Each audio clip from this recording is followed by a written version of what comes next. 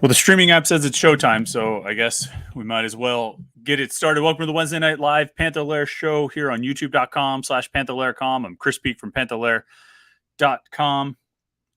Doing what we always do here on a Wednesday night, getting together to talk a little bit of Pitt sports. We'll be joined by Jim Hammett from Panther-Lair.com in just a minute after I tell you about all the important things you need to know about, like Panther-Lair.com, Pittsburgh.rivals.com. It's the most comprehensive source of Pitt sports news on the internet, football, basketball, and recruiting. Find it all at Panther-Lair.com, and of course, message boards to interact with hundreds and thousands of other Pitt fans all day, every day at Panther-Lair.com. Pitt fans are on there.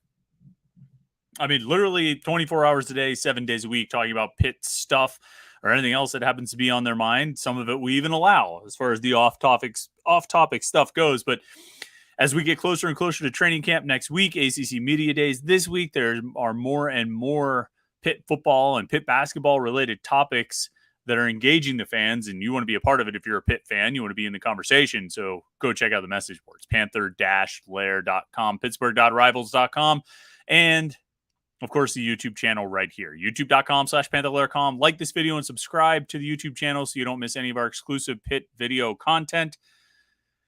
The daily morning Pitt videos, Monday through Friday. I don't know why I always say Monday through Thursday. We do them on Friday as well. We have these live shows every Wednesday night at 8:30 p.m. here on youtube.com/Panther-Lair.com.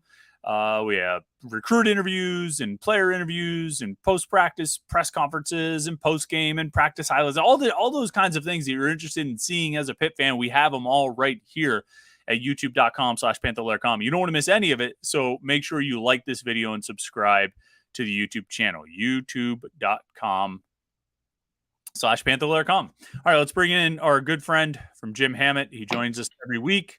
Our good friend from Jim Hammett, Mr. Panther-Lair.com. Let's try that again. Our good friend from Panther-Lair.com, Mr. Jim Hammett. Jim, what's going on this week? What are you up to? Well, I'm not Mr. Panther-Lair. You're Mr. Panther-Lair.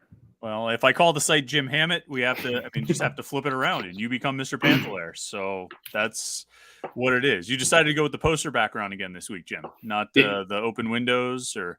Yeah, it's really like there's two seats at the table, so I just pick one. So I sat this one. I didn't know if maybe you'd alternate or move back and forth, like 1 week here, 1 week there. Is there any thought that goes into it, or you just prefer this background? I felt like the window seat, sometimes the Wi-Fi would be a little messed up, so I'm a little bit closer to the router now. By like inches? I mean, yes, yeah, pretty much. All right. Well, I appreciate your dedication to doing as much as you can. I'm curious. I mean, like we always, we talk about this topic or that topic to get things started, but I'm just kind of glancing over the comments, and I'm going to bring this one up first. And of course, if anybody wants to join the conversation, there's the chat screen on the right side of the screen. They can put their comments and questions in there. If you want to make sure that your comment gets read or your question gets answered, you can be a super chatter and click the little $sign down at the bottom and kick a couple bucks to the podcast. That's always cool. But I want to get to this question here from Anonymous. It says, I feel bad for you guys tonight. I'm sure you had a blueprint for the show that Colorado just upended. Now, Jim, I was at a baseball practice up until about 15 minutes ago and haven't really been on Twitter. Did the Colorado to Big 12 thing happen? Is that official, or what are we referring to here? It's getting close to being official. As soon as tomorrow is a possibility. I think Pete Fennell reported it. McMurphy reported it. So it's all pointing in that direction. So Colorado may be rejoining the Big 12. Okay, yeah. So I'm looking at Pete's latest tweet here. Colorado's in deep discussions. There's a public board meeting set for Colorado to vote on an athletics operation item. Big 12 is, this is not. This is ancillary to. This is far disconnected from Pitt. But is that a good move? Like, what's the better spot to be in right now? Pac-12 or Big 12? Big 12 because of the TV deal? What is that a good move for Colorado? I don't know. I think if Colorado's football team's going to be successful, I think they'd probably be more aligned to recruiting the state of Texas. So I guess Big 12 opens that door for them. But I think it's just more, this move is based more on the Pac-12 just kind of dragging its feet with its TV deal and the uncertainty of it all too. Yeah, I guess I see Brett McMurphy is saying he's got sources claiming that it's definitely happening, but I feel like both of those conferences. I don't know if I believe that anything is, any conference is dying just quite yet. I feel like they're going to find ways to pull out of it, but like neither one of those conferences exactly looks like it's on the upswing right now. I mean, I'm kind of the mind that, Colorado always should have stayed in the Big 12 to start with. I guess it jumped sort of like West Virginia jumped when it thought its conference was falling apart, but I don't know. It's a weird move. I guess, I don't know. I don't know if I get that. I don't think there's really any impact on Pitt here, right? I mean, unless, there was actually somebody else had a comment or question said, Roman, our friend Roman said, does the ACC go after Washington and Oregon now? Does this open up an opportunity for a coast to coast conference for the ACC to poach teams from the Pac-12? Does losing Colorado make the Pac-12 vulnerable to a predatory conference like the ACC? Well, I think the other thing with Colorado moving is that they would want to add a 14th team. And I think everyone said, UConn's still waiting around for something, but they said the Big 12's preference would be finding another Power 5 team, which would more than likely be one of the Arizona schools. Right. So I think that would be the next move. So if the Pac-12 loses two teams, and I mean, I don't think Colorado and Arizona are like two of their bigger brands by any stretch, but if they lose two teams on top of already losing USC, UCLA, then they're going to be in panic mode a little bit for sure. But yeah. They don't have any moves to play. I mean, they're just going to try to hold on to what they have. I mean, the Pac-12 is not poaching anyone. The best they can do is, add Boise State or San Diego State or something. Utah like State, someone. Yeah. I mean, what if the ACC tried to make a move for like Oregon and Oregon State or Oregon and Washington? I mean, Oregon State and Washington State. What the heck? I mean, take all four of them. It wouldn't be the worst thing. I mean, maybe that's enough of a jolt to get the ACC. I don't know. I don't know if it reopens the TV contracts, but you get like the late night window. I mean, coast to coast. We all made fun of the Big Ten about the travel that the USC and UCLA would sort of bring into the league, but you might as well do it. I mean, it's not the worst lifeline for the ACC that we've heard or suggested. I mean, if it's that or adding, whoever, like a UConn or somebody like that. I mean, I guess I'd rather have Oregon, right? I mean, that's a pretty prominent brand in college football.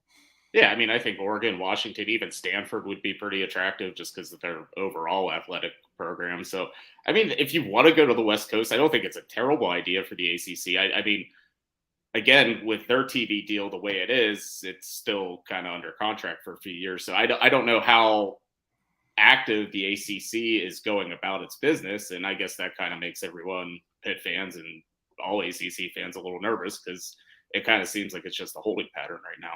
Yeah, I mean, maybe if you can make a big move, you can probably get a new TV deal, but I guess the risk you always run with that is if it reopens the grant of rights and then you kind of open the door for some of those schools to leave, and are you going to be able to, even if you add Oregon and Washington, are you going to get a big enough TV deal to make it, worth Clemson's while and Florida State's while to re-sign another grant of rights that goes into 2050 or something like that? But I don't know. Yeah. Colorado, I mean, via con Dios, I guess. It's funny. Brett McMurphy, I saw in his confirmation tweet, they used a graphic that had a picture of Deion Sanders on it. I mean, but you know what? The algorithm of Twitter likes photos. And if you put a photo of somebody like Deion Sanders, you're going to get extra clicks and extra hits. And so I guess that's the move. I need to start putting Deion Sanders in more photos of stuff that we tweet, I guess. ACC Media Days this week, Jim. Obviously, you're not there unless you took the private jet back to Johnstown Regional, Johnstown International. What's the airport there? I'd say it's more of a regional.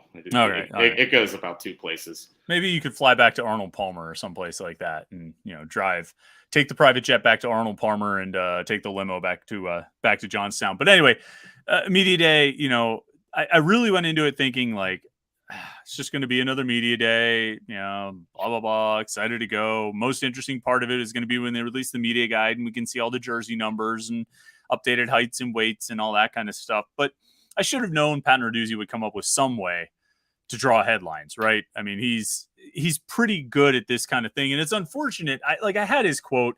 I mean, I assume you've seen it. I assume most people have seen it. I don't really feel like I need to reread it, but I will if it's necessary. Effectively, he said there needs to be a lid, to use his term, and a salary cap, to use his term, on NIL money and NIL revenue. And as with so many Narduzzi quotes, deep within the quote, there was a kernel of, I don't want to say truth, but a kernel of a good idea, or a kernel of a relevant point that adds to the national discussion. But it was covered in so many like half sentences and tangents and diversions that all that really, and like some extended, like the middle paragraph of the quote was about building extra dorm rooms and have classes with 1,000 students in the class. I almost have to bring up the quote. I have the quote, so I will bring it up because I think it's important just to reference this. The middle part of the quote, "It can't be based on how big your university is because we'll start building more dorms. And what are we doing? We have education that is a priority, and we're not going to have classes full of thousands of kids. We're going to have small class sizes. And again, we're going to have small alumni groups as they matriculate through the University of Pittsburgh." End quote. That's, I don't want to say a bunch of gibberish because that sounds that's demeaning, but I mean, good God, but I know what he's saying. Like his point there is that, oh, it's not fair. Some schools have much larger alumni bases, which presumably creates a larger potential for donor-based support through NIL and other athletic department donations. All right, well, that's a relevant point. But he starts talking about building too many dorms and having classrooms with thousands of kids in it. And we run into a problem that we've run into many, many times, where you get to the end of it and all anybody's going to take from what he said, and it's all anyone has taken from what he said, is he wants to limit the amount of money kids can make through NIL. And you know the response that's going to get across the board. And it has gotten that response. Whoever took note of it has got a really easy column to write, and they wrote it, and he's getting attacked for it. I should have seen this coming, I guess. I should have known this was going to happen. There's something in there, though, right? I mean, he had something of a point to make, didn't he? I think so. And I don't know if he really, he obviously did not articulate it the way he wanted it to, but I think he's at the point where everyone's at the thinking there has to be some sort of regulation with NIL. There has to be, like Alabama and Texas just can't like swoop in and steal your players, like what happened with Jordan Addison and USC. Like there has to be some sort of limit to it. So I mean, yeah, you can't cap everyone's NIL. You can't tell these recruits that you're recruiting, hey man, like we can't want you to let you make this much money. That's not what he really wants. But he wants some sort of like any kind of role to it, because there's nothing right now. I mean, there's an open transfer portal and there's no regulation NIL. It's kind of the Wild West. And, I read some of the columns that have bashed Narduzzi, and they certainly have taken some of those quotes pretty liberally and, jumped on them. And I mean, I get it. He deserves that because he puts his foot in his mouth as well as anyone. But I think his underlying message, or what he's trying to get across, is that there just has to be some sort of regulation. There has to be some sort of rules. It just can't be complete Wild West. Yeah, and that's and somebody made the point that probably what he's getting at is that there's sort of been two kind of wings of NIL that have sort of developed over the last few years of this era. And they're the straight name, image, likeness, the endorsements, the, come to, whatever Subaru dealership and, get an autograph or something, or selling autographs, or, selling jerseys, or Kenny Pickett getting dinners and stuff like actual just advertising endorsements, name, image, likeness. But then there's this other part that is pretty much pay to play, right? And it's basically paying the players, finding a way to get recruits to come, getting transfers to stay, and getting players to stay on the roster. And that's probably what bothers him more. And I would think that that's probably what bothers most coaches more, is that other side. And that's the part, kind of to your point, and this is what I think, and maybe what I hope Narduzzi would say if he was given time to sort of really kind of consider his words. What I think he'd like to say, or what I hope he'd like to say, is that other part needs to be morphed into a structure for pay, a salary of some kind, something official and formal and structured and regulated that happens through the NCAA, maybe through the conferences, through the universities. That's what needs to happen. And that can be regulated, and it could be done above board, and it can be on the nothing. It's never going to all be on the up and up. It's never all going to be above board, but maybe you can get to a point where it is sort of separate. That, yeah, a kid can go get a deal with a dealership and put his face on a billboard, but he's also got his university salary, his student athlete, not even a stipend, but his student athlete wages. And it would be complicated because you're going to have contracts, and you're going to have collective bargaining, and you're going to have collective bargaining with a group that has constant turnover. Every year you're turning over players. And so who represents that group? But eventually, I think you can figure these things out. I mean, like, if I was smart enough to have the solutions to these things, I wouldn't be sitting here doing a live stream on Wednesday nights. You know what I mean? Like, I'd be in probably a much better paying position doing something more important with my life. I'm not that smart, but there are smart people out there who can figure it out. And that's probably where there should be that, like, salary cap or lid or whatever it is. But that's not what we get. We get that quote that we just talked about and the column that ultimately comes out of it. And I mean, it's been how many times where we hear something and we're just like, did you really mean to say it that way? Like, is that really, I feel like we've even talked about this. It's like, is that really what you wanted to say there? And it's just time after time, and it becomes like easy fodder. Maybe it's a sign of Pitt getting more national relevance that his quotes like that get picked up more, because it's sort of easy fodder. He's had success, so they're prominent enough because they beat Clemson and they've won an ACC championship, that now his quotes can get picked up and dissected and, you know, turned into columns like we're seeing right now. Yeah, I think there's some of that. I think he has a pretty good voice within the sport because there's so much turnover in coaching, and he's outspoken. So, I mean, he says some crazy things. I mean, not all the things like turn into this. Like, sometimes he does make good points and says what he wants to say. I mean, I think between you and I, we transcribe like every one of his press conferences. So we probably speak Narduzzi better than most. I've spent hours of my life listening to him in my headphones. So, like, I usually know what he's trying to say, and it just didn't come out well today. But I do think we've both agreed that these college athletes should probably just be employees of the school or something along those lines. I think that's where the direction it needs to head. I think that's probably what he kind of meant by this in some form or fashion, and he just doesn't always say it in the most elegant way. No, he needs to work on sort of streamlining his thoughts and kind of just one thought at a time, finish that thought, allow that thought to come to fruition before you jump on to building new dorms and thousands of students in a classroom. You know, you kind of need to finish your thought and move on. But we got a couple super chatters want to chime in on the NIL topic. John Waffle H2P says Narduzzi made Pitt look bad. I feel like he's blaming everything on NIL and the system when he should be blaming the boosters. I lost some respect for him. Now, there is something to be said here, you know, because you have a quote where you're saying, you get the exact wording, I think there's got to be a lid on the thing. There's got to be some type of, if you're going to leave the portal open, there has to be a salary cap so people can't just go overspend. There's got to be a lid on it, he says. You know, I think you want to have some type of salary cap. This is what you're allowed to spend. You know, that's going to get used against you. You know, I mean, I think when you're on the recruiting trail, that's going to get used against you of, hey, do you really, you know, look at this guy. He's he doesn't want you to get everything that you're worth. He doesn't want you to look at this column from this national writer. They're saying that Narduzzi's opinion is that you shouldn't be able to maximize your value. Is that, you know, and while I don't think that's true, I think Narduzzi has largely been a player's advocate. I mean, you put yourself out there, and not just on like a Thursday afternoon in the conference room with, you know, 8 local reporters sitting around a conference table. This was at ACC Media Days, where you have a lot of national media, you have a lot of regional media, and you have a lot of people who are going to run with that, because when you go to Media Day, you're looking for something good to go with.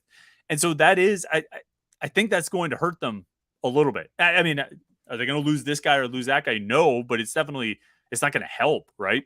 No, I mean, I think it will get used against them. I guess the one like redeeming quality of this whole thing is Colorado is probably going to join the Big 12 tomorrow, and that's going to be the news story. Like so, like Right. I know Dion and Dews kind of had their little tiff a couple months ago, but I guess Dion's kind of helping them out. But no, I mean, I get like it does make Pitt look bad. It does when he does say things like that because they in his long monologue they pick out the one sentence where it says they need to put a lid on it, and recruits don't want to hear that right now. Like they would now that NIL's open, everyone's interested in what they can make. I mean that's just part of the game now. I mean it's part of recruiting. We've seen it firsthand, really. So yeah, it could get used against them. There's no doubt about that.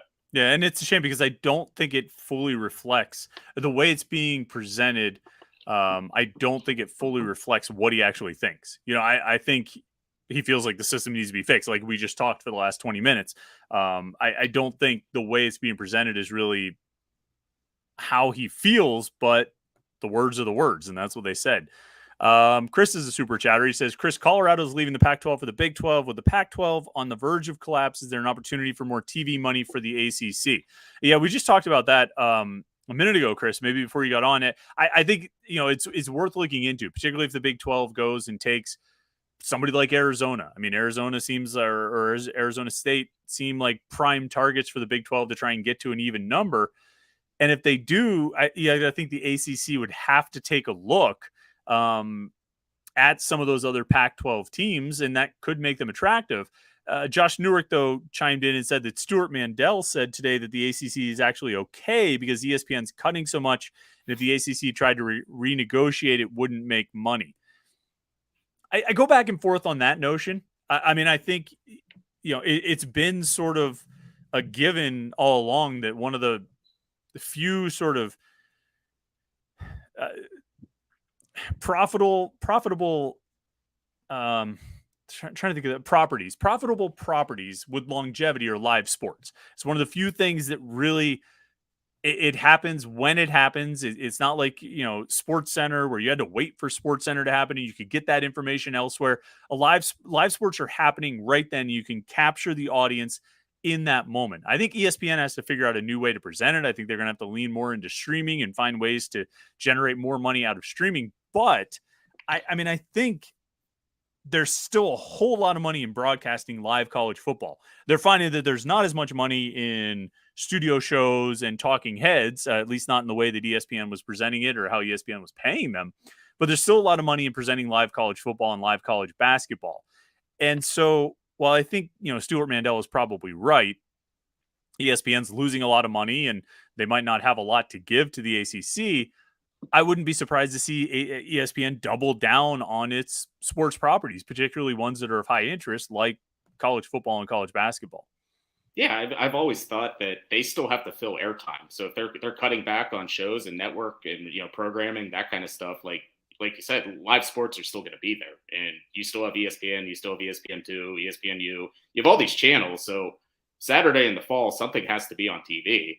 So I mean, there's going to be the Big Ten on whatever the Fox channels and the SEC on the ESPN channels, but ESPN has multiple channels. So they're going to need that like second or third conference to fill in the gaps. And so I think right now the Big 12 is trying to position itself to be that third conference, and the ACC should probably do the same because the Pac 12 looks like, for a long time, it looked like the Big 12 was going to be the fifth, the odd man out. Then it would go down to 4. But then the USC thing happened, and now the Pac 12 is looking a little bit weaker. And now with Colorado and maybe Arizona. So, yeah, I mean, I think it would be smart to try to be proactive. But it goes back to what we said a little bit earlier. I mean, is it worth renegotiating to bring in Oregon and Washington, but you open up the grant of rights and have the possibility of losing Clemson? Right. That's really what you're fighting against. Yeah. Josh Newark says, gun to your head, Pitt versus West Virginia in 2032. Pitt is a member of the blank conference and West Virginia is a member of the blank conference. Jim, fill in the blanks there. That's 9 years from now. What if they're both in the Big 12? It's a possibility. I mean, it could. Would that be your most likely scenario? Is that the scenario you see as being most likely? I mean, I think in Pitt's ideal world, they want to stay in the ACC as is, and maybe add a few teams and hope it's that third conference. But there's also a world where the grant of rights gets blown up somehow and Clemson and Florida State and North Carolina and Virginia leave, then everyone's kind of trying to form that third super conference. And I think probably at that point, Big 12 would have better standing than the ACC, and maybe Pitt tries to tag along with West Virginia. I would think a good thing for Pitt is that there shouldn't be any real allegiance to the ACC. I mean, like they've been in the league for 10 years, but like if the opportunity ever came to leave for a better situation, I would think they jump, at the first possible time that comes up. You know what I mean? Like it's not like they've got like some long ties to the league. Like maybe North Carolina would have pause about it, or Duke would have pause, or Wake Forest or NC State. I mean, still think ultimately those schools would all chase the money, but like for Pitt, if the Big 12 becomes a good option and they can go and they can make more money, they go. Like you said, like the ACC is the ideal scenario. I say whatever pays them the most is the ideal scenario. And whether that's the ACC, Big 12, Pac-12, something new that forms out of it, as long as they're getting the most possible money they can get, that's a good scenario. There was something else, one other like conference question here that I thought was good, but hold on. I'm missing it. Somebody said, here, SNES Simulator, which is a great name. I just saw the orthodontist. They had a classic Super Nintendo sitting on the floor for the kids to play with while they were waiting to go in to see the doctor. I wanted to play with it. They had Super Mario Kart on there. It was great. But this guy says, let's do this. Forget if we're in a power conference or not. Play West Virginia, Temple, Navy, Syracuse, all the Eastern schools every year. Who cares? I don't see the money. I mean, that's just ignoring reality, right? Yeah. I mean, well, they play Syracuse every year, and I think they're going to pretty much try to play West Virginia every year. So they'd like to, I think. Yeah. I mean, yeah, that would be, if you could draw up your dream scenario, it'd be those, 8, 10, 12 Eastern schools. I mean, Northeast, like nobody further south than like West Virginia, like draw a line from, I don't know. Would you include Cincinnati in like a dream ideal scenario? I think so. I mean, I think there's enough rivalry there between like the pro teams in the two cities that like it kind of resonates, and Pitt recruits so much in Ohio. I think it'd be worth having that kind of presence there. So west, the furthest point west would be Cincinnati. You go east to Rutgers. You go south to whatever's further south, Blacksburg. I guess you go south to Blacksburg. Screw Charlottesville. Leave Virginia out of this. They can stay in the ACC. And you go over to West Virginia, up to Pitt, Syracuse, Penn State, Boston College, UConn. Yeah, I mean, I think it's kind of like the old Big East, like both versions of it, plus Penn State. Right. That's like 9. So I guess add Temple. That would be 10. Is there anybody else you could add with to get Navy in there too? Maryland. Get Maryland. I always nice fit. I always thought Pitt, like there was one year they were in the same conference together. They played each other in basketball. They didn't play in football, but I always thought that would be a good fit there. Like Pitt and Maryland playing each other regularly. Yeah. So that's like 12 schools. Did we just name off 12 schools? I think. And 12 schools, almost all in the Northeast. Cincinnati's the furthest one. Their travel to UConn would be bad, but they did that for a few years in the Big East. I don't think there's a really way to fit in Louisville. I was trying to think about Louisville. They're sort of kind of on the border there, because you're right. It would be like the Big East, like late 2000s, early 2010s Big East plus Penn State, which I think would be perfectly good as an all sports conference. I don't know. Would you try and make room for Louisville? Would you kick out Navy for Louisville? Would you do that to the troops? Why'd you like frame it like that? I mean, I just asked the question. I mean, you tell me. I mean, I don't really have like any sort of feelings between Pitt and Louisville in that whole series, basketball and football. It's just they play each other and like now like they're forced to play each other in basketball because they're like, oh, you came from the Big East, you must hate each other. And I don't think there's a whole lot there. Yeah. So what is that? You're supporting the troops or you're not? Supporting the troops. You're supporting the troops. This is on camera. Did I ever tell you the worst thing I heard ever? Well, not the worst thing, but one of the worst things I ever heard someone say.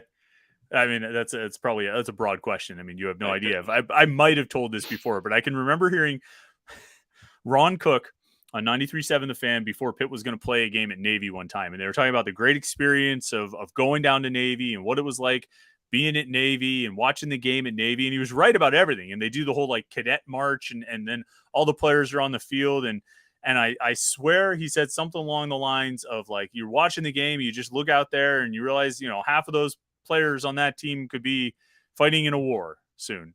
And I kind of softened it because what he said was you look out there and you think half of those guys could be dead. And I was like, did he just say that? That was a rough one. But have you been to a game at Navy, though? It's a really cool experience.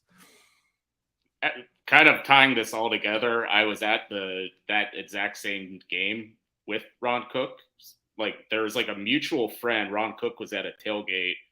Wait, and you heard him say that same thing? No, I heard him say it on the air. What I just repeated, it wasn't some private conversation. He said that on the air. So that's why I feel like it's okay to repeat it.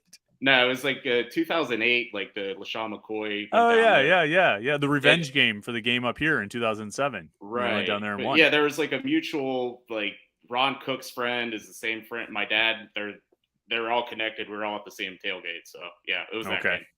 Okay.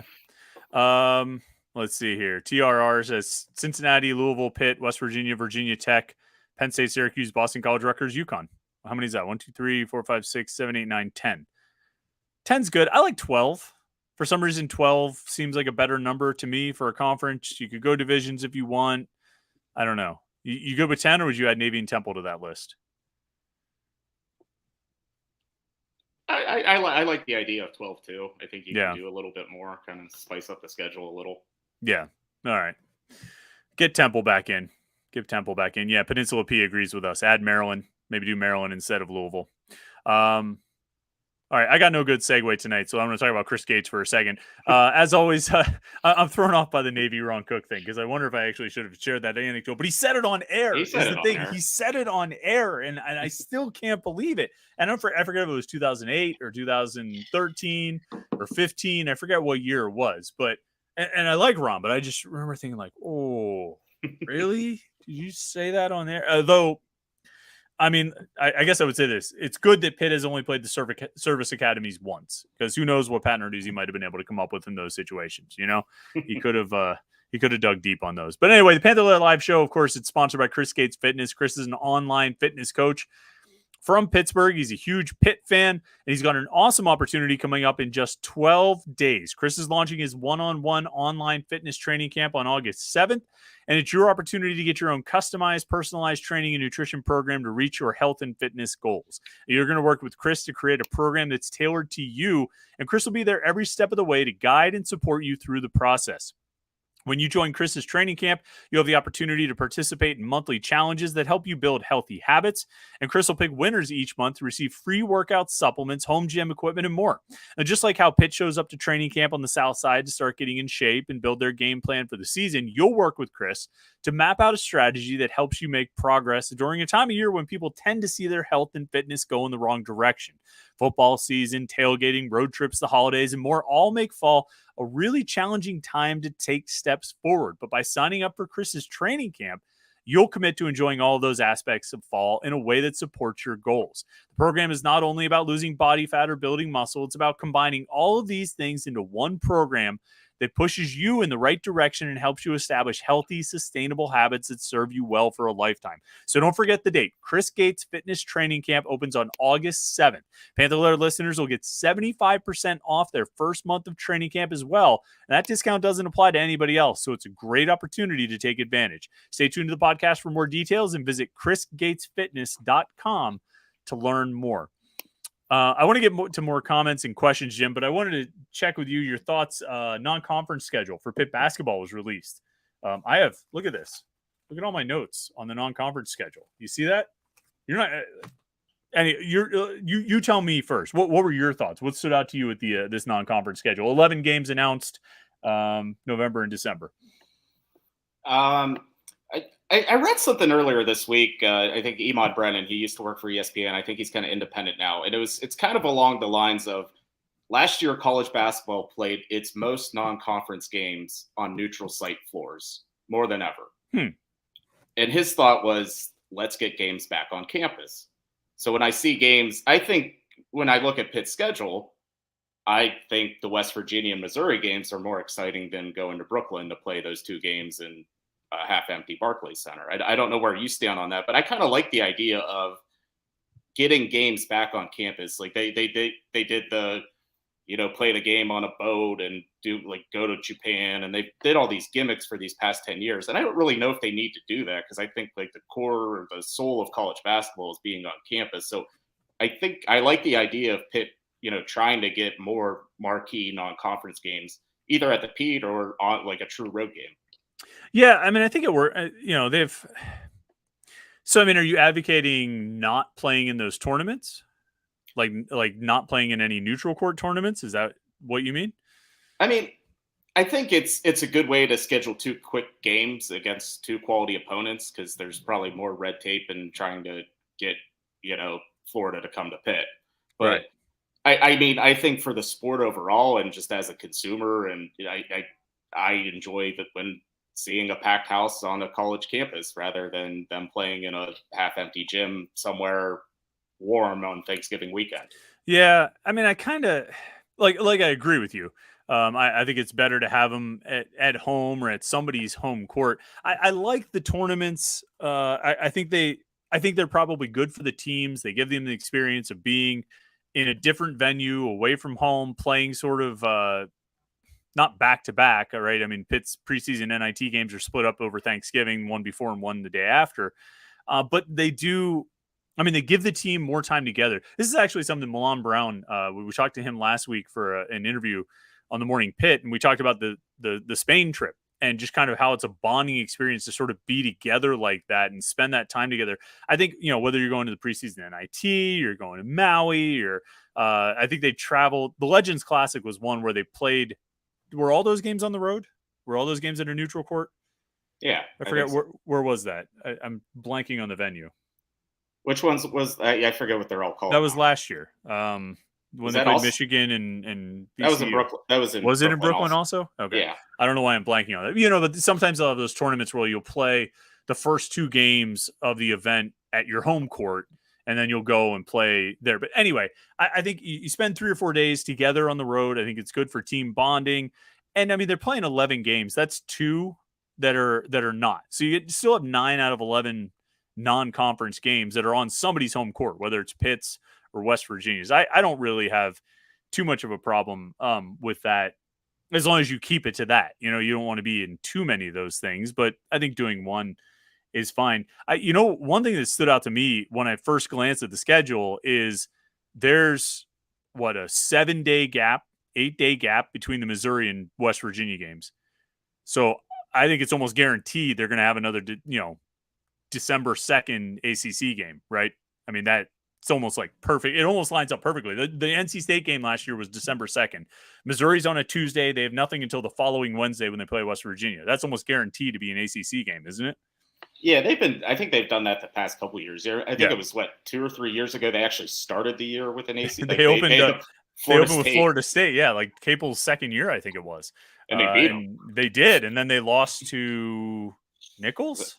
Yeah, I think that was Nichols. Every year there was always St. Francis, PA, or yeah, that was bad. But yeah, you're right. So I was like wondering. I was like, no, are they going to find a room for an ACC? And then I was like, oh yeah, there's a gap right there, and it's exactly when they played one last year. So that seems pretty locked in. All right, how about this? So, all right, they have 11 games, but there are 12 potential opponents because they haven't announced the preseason NIT. They could play Baylor, Florida, or Oregon State. Let's count all 12 of these teams then. The ones, the 9 that we know they're going to play plus those 3.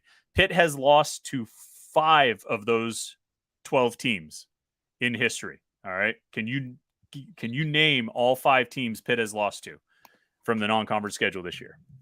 And again, we're counting all 3 of those: Baylor, Florida, and Oregon State, just because we don't know who they're going to play. Well, I know they lost to Florida in the NCAA tournament the one year. That's one. West Virginia, obviously. I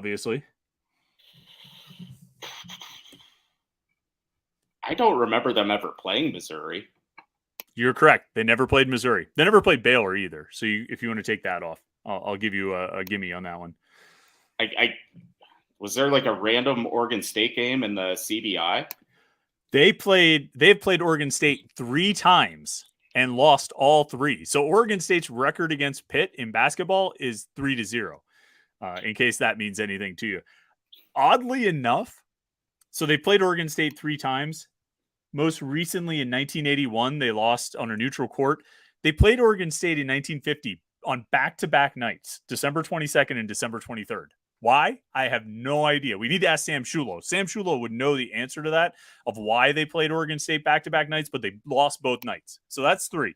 Florida, Oregon State, West Virginia. You need 2 more teams. Now, this is where it gets tricky. But you need 2 more teams that Pitt has lost to from this year's non-conference opponents. Binghamton? Nope. Pitt's 2-0 against Binghamton. You just want to give up? Yeah, I'm just guessing at this point. All right. Pitt is 2-2 all time against Canisius, actually. Pitt lost to Canisius in 1959 and 1978. Pitt is also 3-1 all time against Jacksonville. Pitt lost to Jacksonville also in 1978. 1 game after they lost to Canisius in 1978. They lost to Canisius and Jacksonville back-to-back in December of 1978. How weird is that? That's weird, right? It's very strange. They played Jacksonville in the Gator Bowl Classic that year. Wow. Actually, yeah. And there were actually... So this is what happens, all right? You start out like, I'm going to write about Pitt's non-conference schedule. Let me research their records against these teams. They lost to Canisius. Weird. Oh, they lost in 1978. They lost to Jacksonville. Weird. Also in 1978. What the hell happened in 1978? So I go back and start looking at the 1978-79 season. You go down these rabbit holes, right? And you find out that not only did they lose to Jacksonville and Canisius that year, they played Iona at Nassau Coliseum. I don't know. Do you think Iona in 1978 was playing all of its games at Nassau Coliseum? I mean, that's a big spot. I mean, that is pretty big. Right. But they lost in overtime to Iona in Nassau Coliseum. Later in the year, they won at Cameron against Duke, who was ranked number 3 at the time. So they lost to Jacksonville. They lost to Canisius. They lost to Iona. And then they beat Duke on the road. What was happening? Right? What was happening in that year? So weird. And then the last thing I found, well, the Eastern 8 tournament was held at Civic Arena that year, which is kind of cool. That January of that season, January 10th, 1979, they hosted Cincinnati. They lost 78-75, but it was the first all African-American lineup in school history. 1978-79. Who knew it was such an interesting season? And all you were trying to do was just write about the non-conference schedule. All I wanted to do, I just wanted to find out how many of these teams Pitt has lost to. And here I am. I gotta track down Sam Shulo and find out as soon as I mentioned 1978-79, he'll be like, oh yeah, this happened and that happened. And he'll tell me 50 other interesting facts about it. But I thought that was pretty interesting. A lot going on in 1978-79. Let me tell you. We're bearing the lead a little bit with the non-conference schedule. Are we? They're opening up with UPJ. It's exhibition. That's an exhibition game, Jim. We're just talking about the regular season games. It was part of the schedule release. How many times have they lost to UPJ? I don't know. Okay. UPJ also made the NCAA tournament last year. Could be a tough game. All right. Let's get it back on relevant analysis here. The one other thing I would say about the schedule is 4 of these games. They go North Carolina A&T, they go Binghamton, Florida Gulf Coast, Jacksonville. Nothing's a gimme. I'm not going to, just ask the 1978-79 Panthers. Jacksonville is not a gimme. We know that. Ask Panthers of recent years. There are no gimmies in there. But I think having those 4 games before they dive into, 2 preseason NIT games, Missouri and West Virginia, I think that's huge because last year it was who they opened with, Tennessee Martin, and then it was West Virginia, it was Michigan, and then VCU, or it could have been Arizona State. So 3 out of the first 4 games potentially were high major opponents. This year they're going to get 4. Again, I don't want to be disrespectful and call them warm-up games, but you know what I'm saying, right? I mean, this is a far more favorable opening to the season than last year's.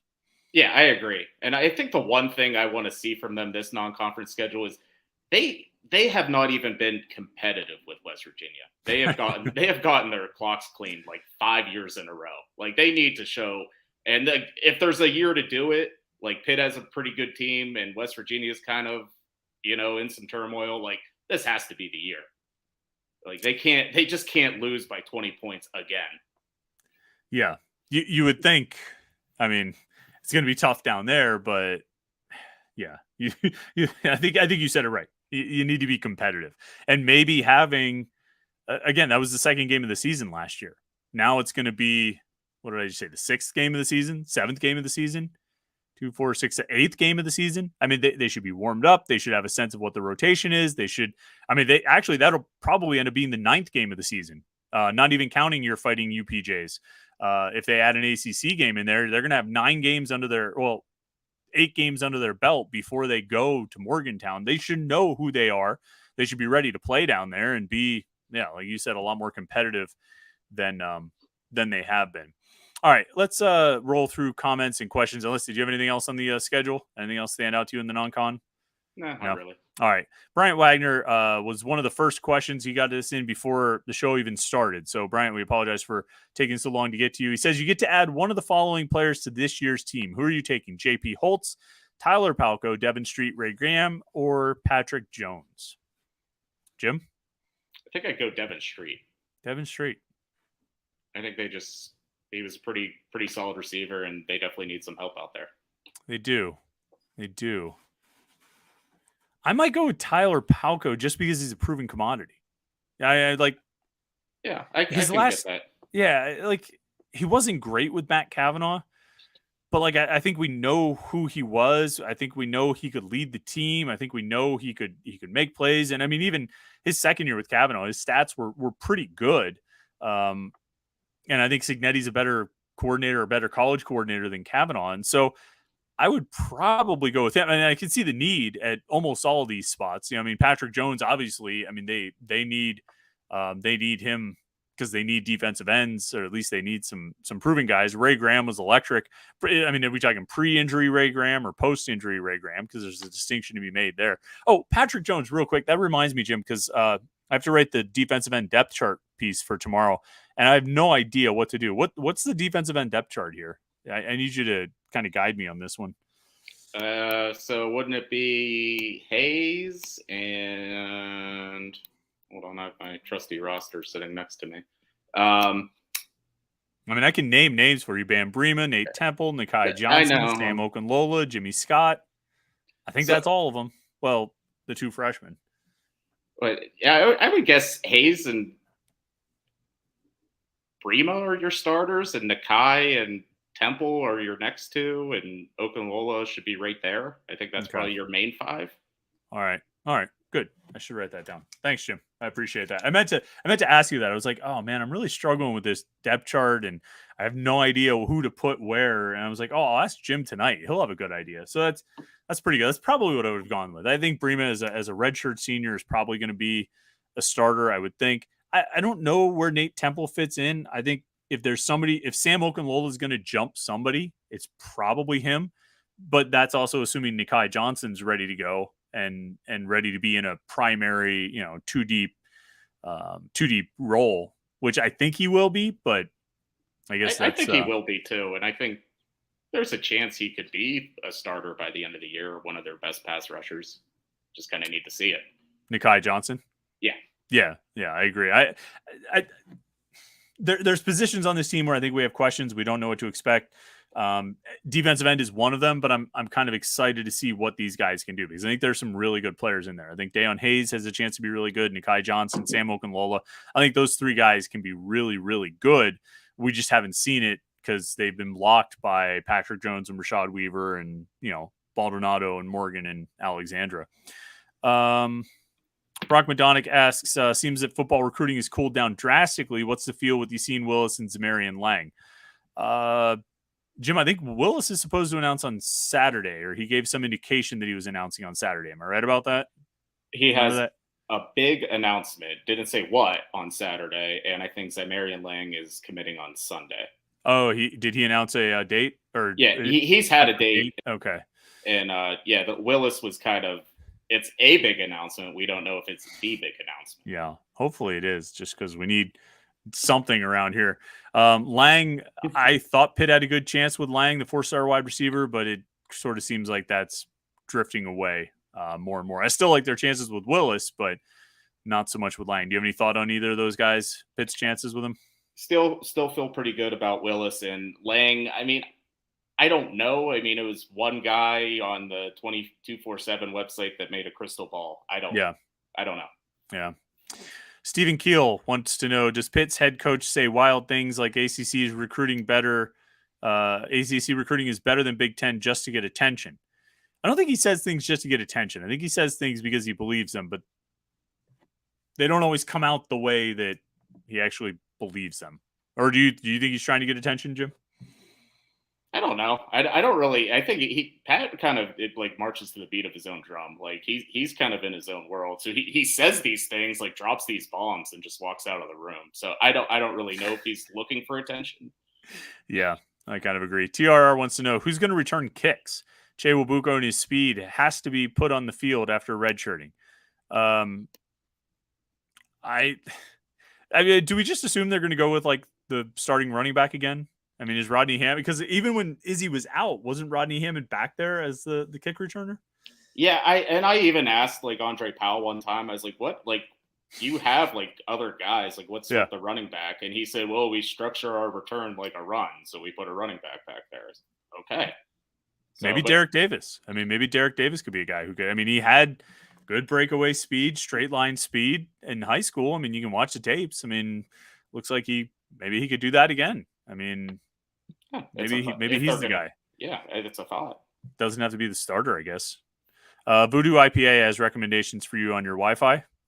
You want to take notes here? I don't know what any of that means. TP-Link small routers greatly improve Wi-Fi in his 2-story home. I have one in my basement. 2-story home. So, yeah, I don't know. I don't have like a real big house. Like the router's like not that far away, so I don't know.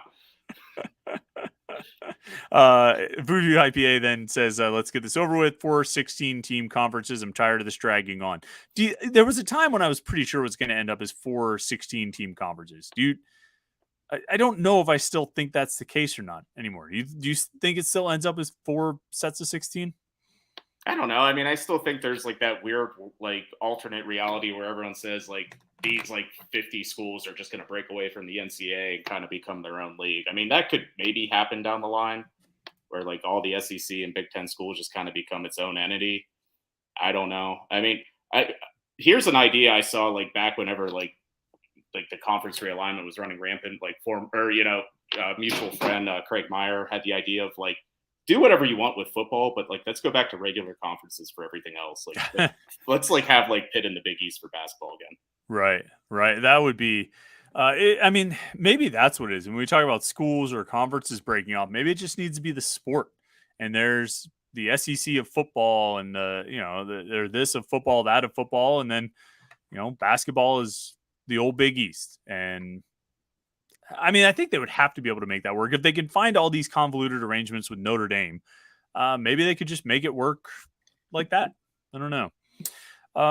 Let's see. Scrolling through here, see what other people. Voodoo IPA says, I like that Pat Narduzzi speaks his mind. That's what honest leaders do. I mean, I'll give him that. I mean, I don't think he holds back. I don't think he's insincere in most of the things that he says. I don't always agree with the things that he says, but I don't believe he's insincere. I think he does speak from his mind, maybe to a fault. Yeah, I mean, I think he's honest with his team and the guys he's recruiting, and I think that's kind of what they want to hear. Maybe not exactly that, but like they liked honesty, and I think he's honest to a fault sometimes. Yeah. Let's see. Peninsula P. This is an interesting question. Since this will probably come out.